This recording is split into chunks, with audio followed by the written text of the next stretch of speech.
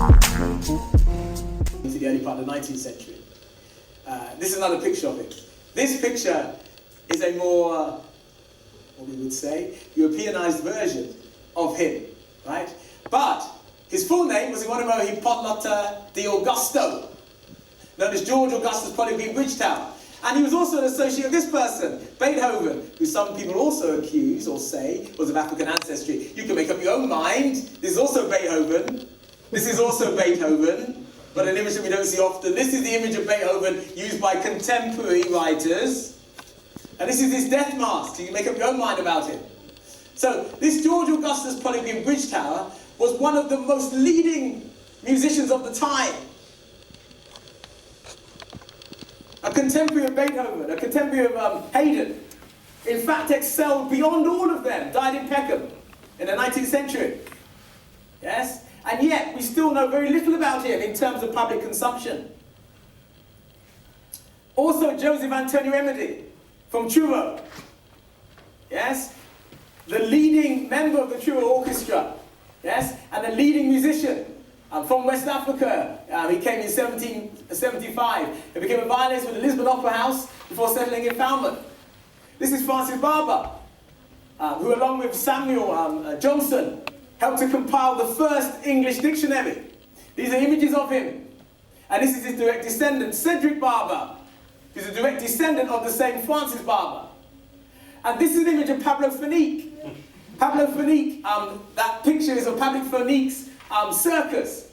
Pablo Fanique was a circus proprietor of the 19th century, right? Who has been immortalized by many musicians, including John Lennon and others. And this is a picture of Pablo Fanique. And this is a picture of him upon his horse. He died in Stockport on the 4th of May, 1871. So, and he's buried in the Woodhouse Cemetery in Leeds.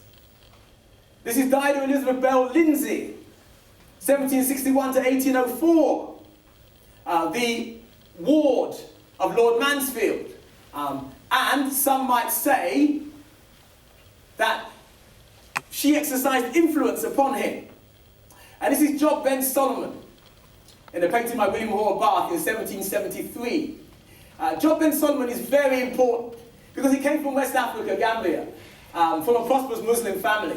At the age of 29, he was captured as a slave and taken to the coast, where he was sold and transported to Maryland, the USA. Despite Englishmen in the Royal African Company believing his story, he escaped, was captured and imprisoned, but during his incarceration he met the lawyer Thomas Blewett. Blewett bought his freedom and brought him to this country, and they travelled here.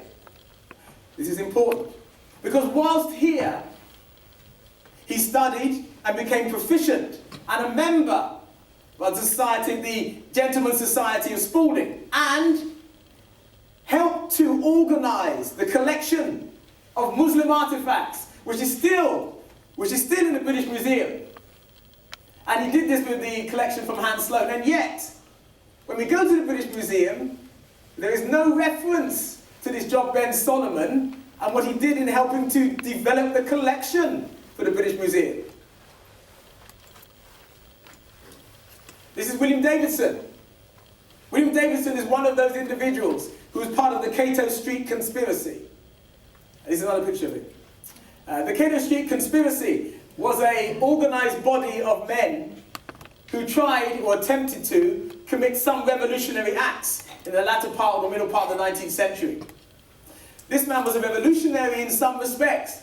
And when he went to the gallows, in fact, he was part of the group, the last group in this country, to be sentenced to be hung, drawn and quartered.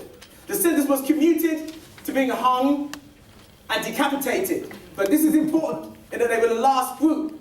When he went to the gallows, he said, it's an ancient custom to resist tyranny. And our history goes further to say that when another of their majesties, the kings of England, tried to infringe upon those rights, the people armed and told him that if he did not give them privileges of Englishmen, they would compel him by the point of the sword. He goes on, it is my only regret, he says, that he has children here. No other regret. So, there is also people like Robert Wedderburn. Robert Wedderburn was part of the St Giles, Seven Dials community of London. This St. Giles, Seven Dials area was pictured like this. Was a racially mixed community. Look at this African man here. Right? Was a racially mixed community.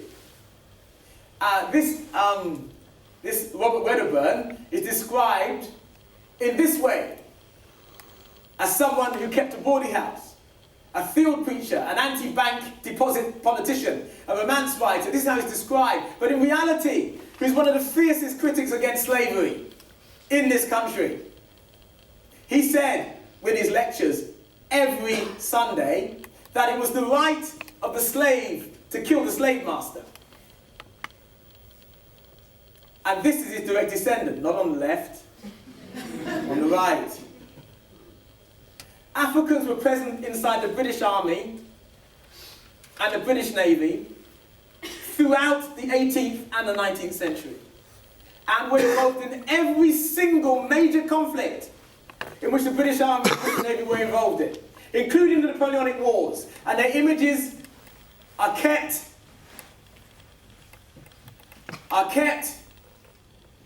and portrayed. This is Trafalgar Square, the Plymouth of Trafalgar Square, which you can see coming out from today. Good, and this is James Francis Durham, and this is his direct descendant, Francis Durham. And this image, the African, this is when they were recounting the victory at the Battle of Trafalgar. And this African man, part of this gathering of veterans, not an isolated member, and certainly not a slave. And this is Mary Seacombe. This is Bill Richmond. Bill Richmond is more than just a boxer.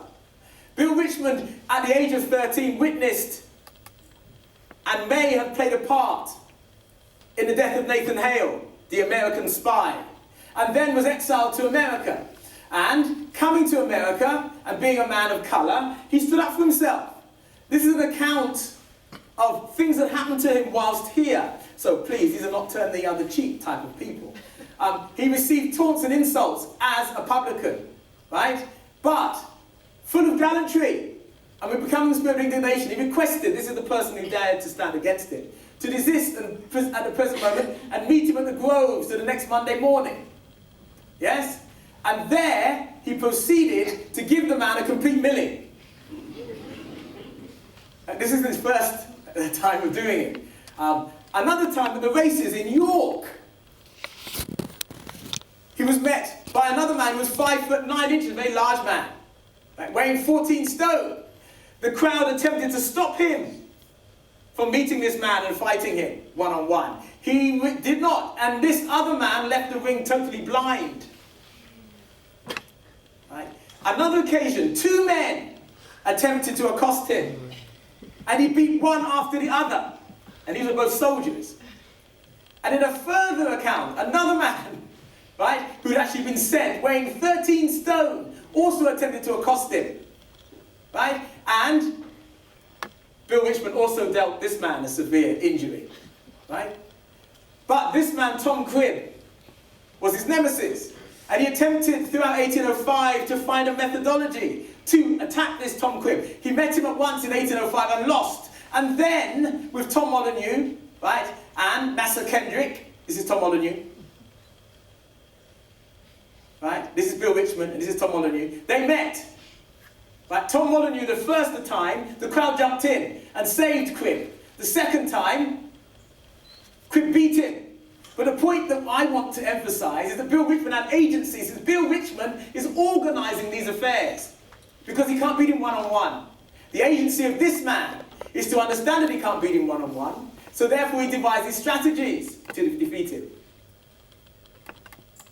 So Africans were also present in the Americas, at Prince Hall. Right. This is his father, Thomas Dumas, born in Haiti. This is another image of him. This is another image of Thomas Dumas at work. At work, yes, as Major General in a war against the Austrians, who Thomas Dumas single-handedly protected a bridge against Austrian invasion. Right? This Thomas Dumas is a nemesis of Napoleon, which is why you don't know about him, because Napoleon had him written out of history. And this is Thomas Dumas's and Alexander Dumas's direct descendant. Here, this man on the right.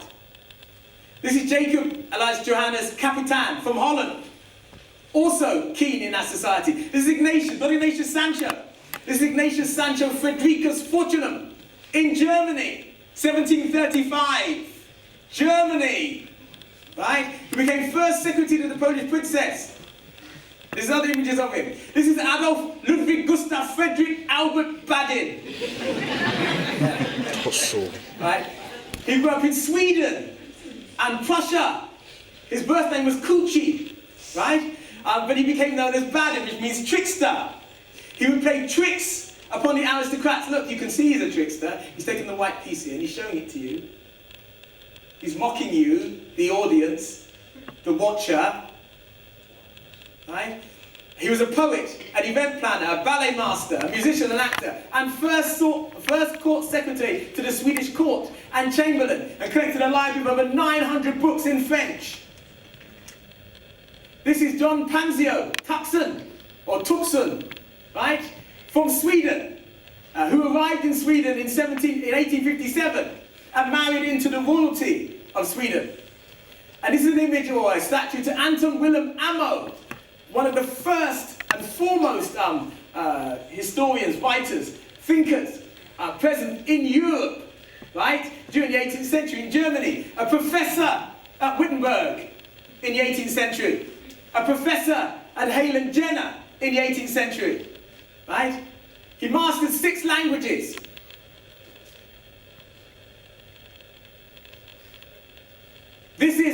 This man here is Andrea Agia, friend and confidant to Garibaldi, the man that united Italy. This man was instrumental in the uniting of Italy. The more of Garibaldi. Now we come to the last point, which is about the Black Jacobeans. Because what I've tried to illustrate to you about this particular subject is that, as I said to you at the beginning, Africans were present throughout the Northern Hemisphere.